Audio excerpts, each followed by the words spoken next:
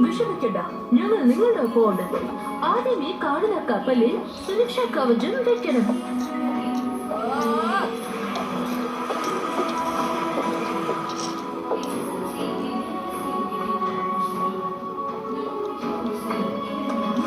ഞാൻ ഏത് സമയത്തും തകരും. നമ്മൾ എത്രയും പെട്ടെന്ന് ഈ കപ്പൽ നഗരത്തിലേക്ക് എത്തിക്കണം. ഇതാ പിടിച്ചോ.